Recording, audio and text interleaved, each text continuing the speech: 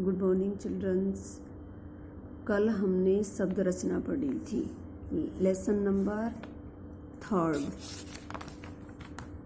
शब्द रचना।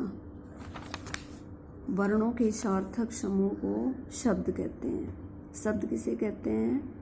वर्णों के सार्थक समूह को हम शब्द कहते हैं। आगे दिया है पॉइंट, शब्दों के भेद। शब्दों के भेद जो हैं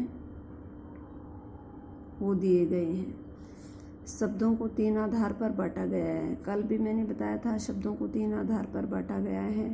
पहला है उत्पत्ति के आधार पर, दूसरा है प्रयोग के आधार पर, तीसरा है बनावट के आधार पर। पहला है उत्पत्ति। उत्पत्ति का मतलब होता है स्रोत, जहाँ से वो उत्पन्न हुआ है। के आधार पर शब्द रचना 4 प्रकार के होते हैं। पहला शब्द है के, तत्सम, तद्भव, देशज और विदेशी।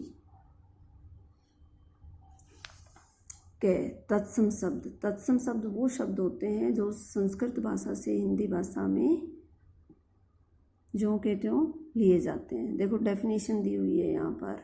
जो शब्द संस्कृत भाषा से हिंदी भाषा में ज्यों के त्यों प्रयोग में आते हैं वे तत्सम शब्द कहलाते हैं।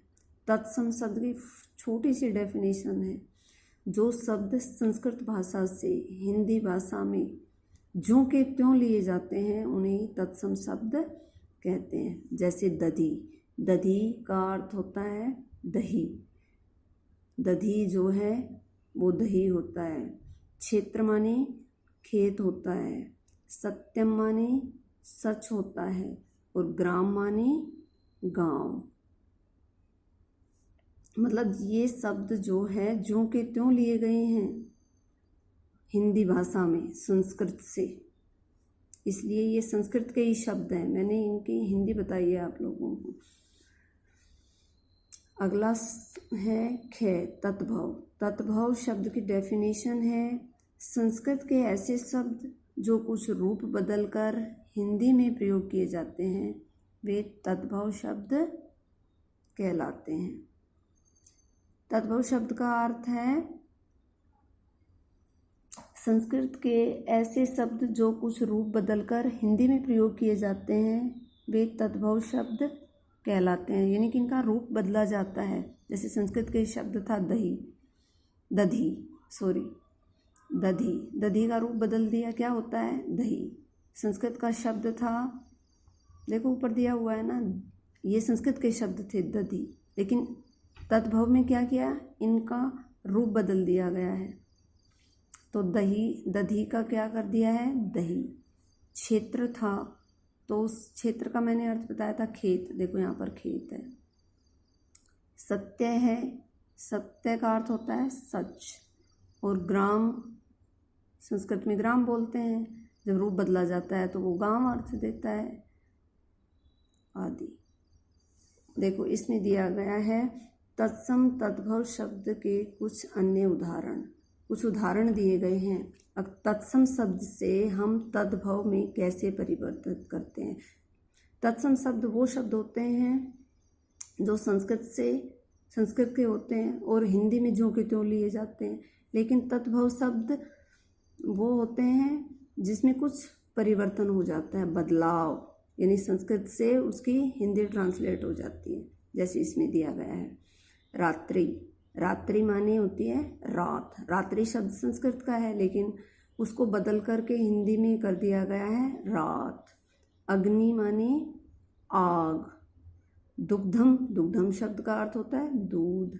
और प्रथम पहला। ये शब्द संस्कृत के शब्द हैं ज्यों के त्यों, और इनकी ट्रांसलेट हिंदी है ऐसे, यानी कि संस्कृत से हिंदी। जो सब तत्सम शब्द होंगे वो संस्कृत के होंगे, तद्भव शब्द होंगे वो संस्कृत से हिंदी में ट्रांसलेट होंगे।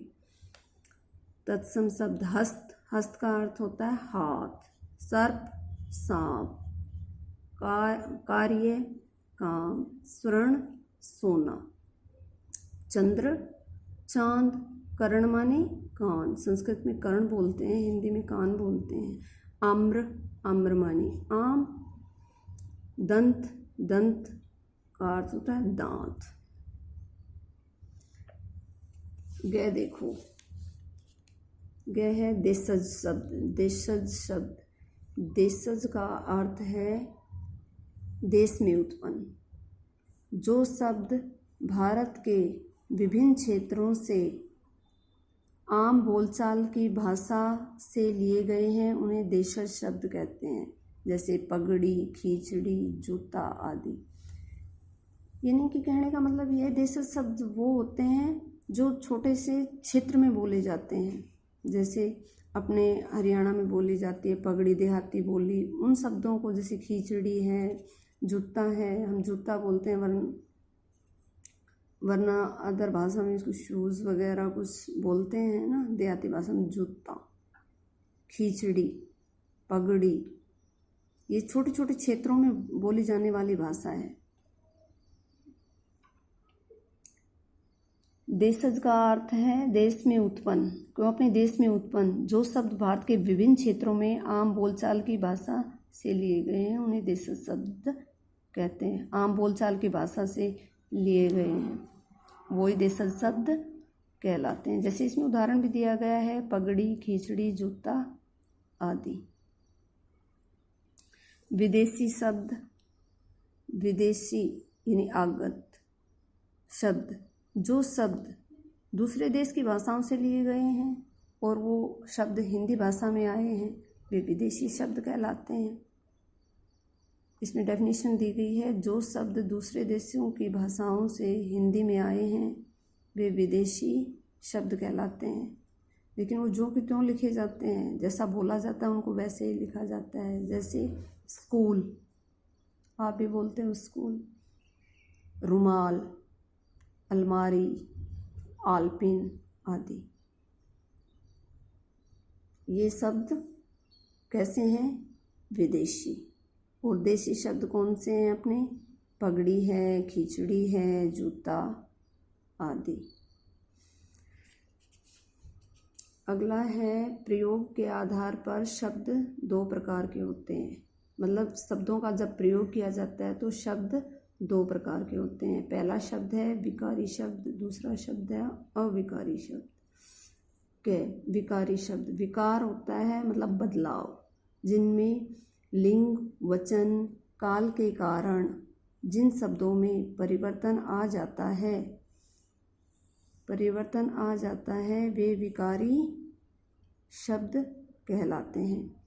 कहने का मतलब ये है, इसमें डेफिनेशन ये बनती है कि जिन शब्दों में लिंग, वचन, काल के कारण परिवर्तन होता है वे विकारी शब्द कहलाते हैं। यानी बदलाव किसके कारण हो? लिंग के कारण हो, वचन के कारण हो, काल समय के कारण हो, वे ही विकारी शब्द कहलाते हैं।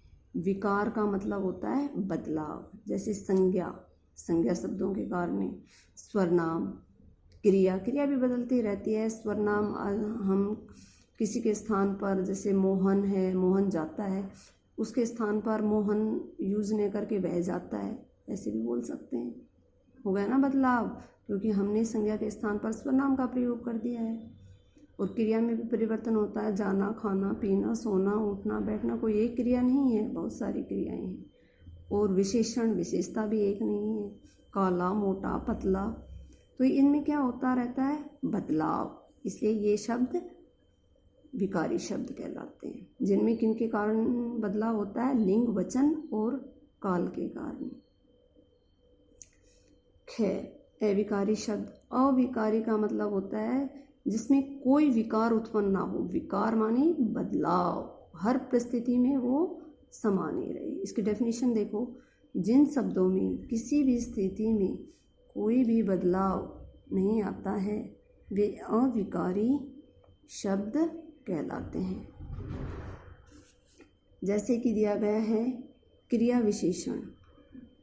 क्रिया विशेषण है, क्रिया की जो विशेषता बताए उसे क्रिया विशेषण कहते हैं। जैसे कि मोहन धीरे धीरे चलता है, तो कौन सा शब्द है क्रिया की विशेषता बताने वाला? चलना, चलता है वो, बट कैसे चलता है? धीरे धीरे। तो क्या धीरे धीरे शब्द में कोई बदलाव होता है? नहीं, हर परिस्थिति में वो वैसा ही रहता है, उसमें कोई परिवर्तन नहीं होता। संबंध बोधक, जैसे संबंध बोधक है, किसी का किसी से संबंध बताया जाता है। जैसे कि आपके घर के सामने क्या है? पार्क। आपको पता है ना, बता रहे हो आप मेरे घर के सामने पार्क है, तो किसका संबंध किससे बताया गया है? पार्क का संबंध घर से बताया गया है। वो किसके सामने है? घर के सामने। ऐसे ही है समुच्चय बोधक। समुच्चय का अर्थ होता है जोड़ना, अथवा, और, किंतु, परंतु, जो एक दूसरे को, शब्दों को, सेंटेंस को जोड़ने के काम आता है। जैसे सीता और गीता, ऐसे शब्दों को जोड़ने में किंतु, परंतु, अथवा, और ये शब्द आते हैं। ये समुच्चय बोधक शब्द कहलाते हैं, जो एक दूसरे को जोड़ते हैं, सेंटेंस को जोड़ते हैं, एक दूसरे शब्दों को जोड़ते हैं, उनमें भी कोई परिवर्तन नहीं होता। तथा विस्मयादि बोधक। विस्मयादि बोधक वे शब्द होते हैं जिनमें आश्चर्य उत्पन्न हो, हर्ष, शोक, दुख, इनमें भी कोई बदलाव नहीं होता, ये एज इट इज़ लिखे जाते हैं। ये अविकारी शब्द होते हैं। अविकारी शब्द की एक विशेषता होती है कि इन्हें अव्यय भी कहते हैं। क्या कहते हैं? इन्हें अव्यय, यानी कि ने वे इति अव्यय, यानी कि इसमें कोई भी परिवर्तन नहीं होता, चाहे परिस्थिति कैसी भी हो। जैसे मैंने बताई थी, इसमें धीरे धीरे है, संबंध में घर के सामने है, समुच्चय बोधक में किंतु, परंतु, अथवा, ये हर जगह एज इट इज़ लिखे जाते हैं, इनमें कोई परिवर्तन नहीं होता। विस्मयादि बोधक है, जैसे सुख, दुख। ठीक है, आगे हम कल पढ़ेंगे। Thank you.